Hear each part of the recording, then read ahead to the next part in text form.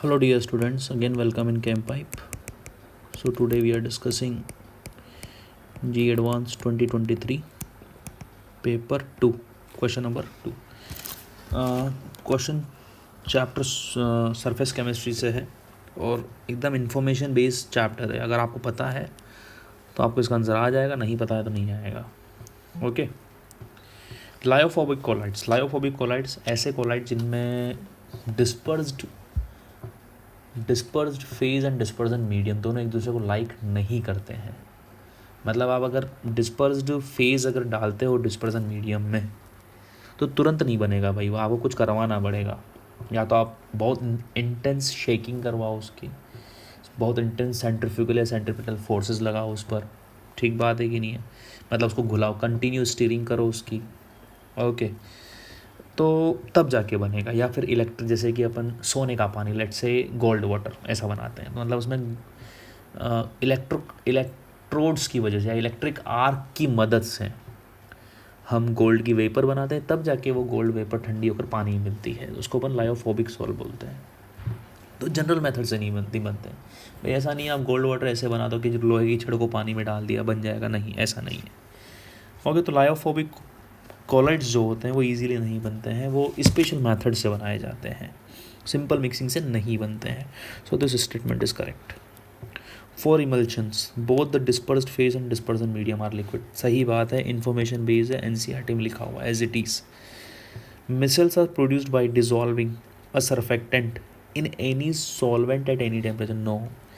इसके लिए आपको या तो मतलब कम से कम क्राफ्ट टेम्परेचर की ज़रूरत होती है, मिनिमम टेम्परेचर की ज़रूरत होती है, वो तो चाहिए ही चाहिए. उससे कम टेम्परेचर पर आपका मिसल फॉर्म नहीं होगा.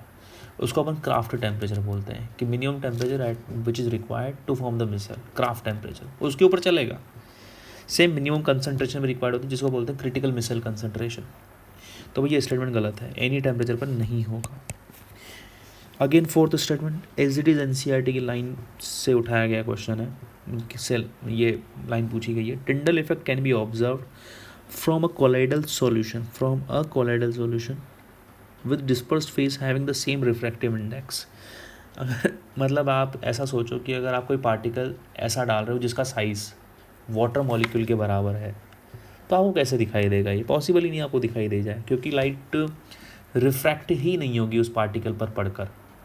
भाई टिंडल इफेक्ट अपन क्यों दिखाई देता है? भाई ये पार्टिकल है किसी सॉल्वेंट में, अगर जो लाइट जा रही है अगर ये रिफ्लेक्ट होगी तब जाकर तो आपको कलर दिखाई देगा ना. अगर इससे पास हो जाती है तो कलर थोड़ी ना दिखाई देगा. तो मतलब इसका साइज़ और जो सॉल्वेंट के पार्टिकल का साइज़ जो होना चाहिए वो क्या होना चाहिए? डिफरेंट होना चाहिए. अच्छा खासा डिफरेंस होना चाहिए उनमें दोनों में. ऐसा भी नहीं है डिफरेंस बहुत छोटा हो, अच्छा खासा डिफरेंस होना चाहिए.